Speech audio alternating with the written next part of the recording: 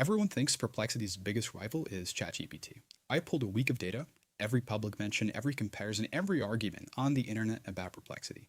And the market doesn't really compare them to ChatGPT. It compares them to Claude, and it's not even close. 88 head-to-head comparisons against Claude versus 51 against ChatGPT in a single week.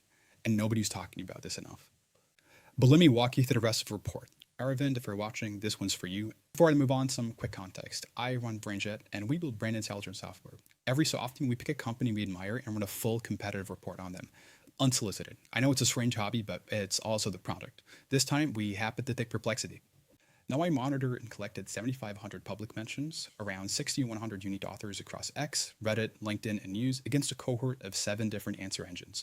ChatGPT, Claude, Gemini, Grok, DeepSeek, the whole class photo. All right, so finding number 1, the benchmark inversion.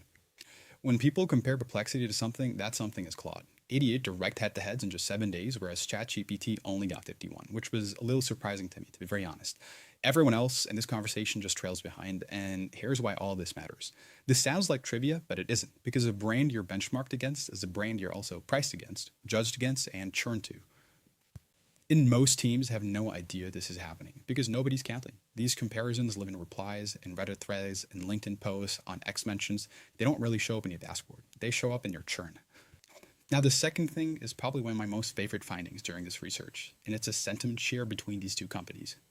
91% of everything said about Perplexity that week was neutral, 5% positive and 4% negative. 91% neutral means that most of the internet talks about Perplexity the way you would talk about a dishwasher. It works, moving on.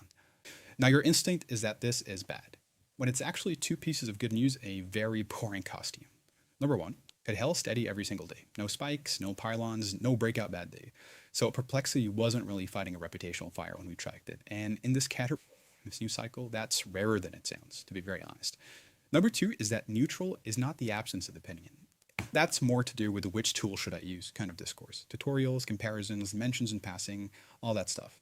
This is what we call purchase intent conversations. It just hasn't picked a side yet. Now, for the record, that 4% negative is actually clustered around quality, transparency, and versus being something like pricing or, ethics, which is a dumpster fire that is really hard to fix. So good job, Perplexity.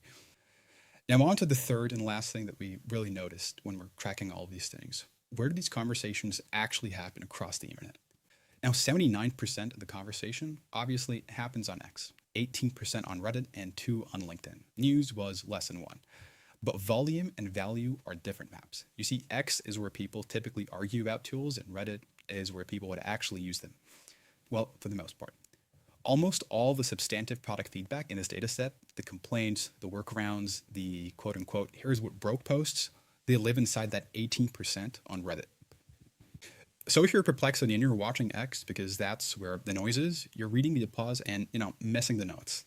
So what do you do with this information if you're Perplexity? Well, at face value, there are 4 different moves you can make from this data. Number 1, rebuild your competitive positioning around Claude instead of ChatGPT. In my opinion, I think the market already made the call, and you just have to catch up to the narrative. Number 2, that 18% on Reddit is a free continuous user research program. It's already running, and someone needs to read it. Number 3, convert people who are talking about you in a neutral tone. 91% of that conversation is people mid-decision. And that's not a sentiment problem, that's just a distribution opportunity. Now, none of this information is exotic. All of it is invisible until somebody counts it. Now, the last thing, and I'm going to be very honest about my motives. This entire report, the tracking, the cohort, disambiguation, the charts, took 1 platform and 1 hour. The platform is BrandJet, we built it, and this is literally what it does. It reads the part of the internet that talks about you when you're not in the room. In the next monitoring cycle, we're going to add a layer that also checks how Perplexity shows up inside AI-generated answers themselves. We skipped that for this video because, well, I don't know, it just didn't feel right. But for a company whose old product is AI answers, this is a fun mirror. Aravind, the full report exists, and it has your name on it. You know where to find me.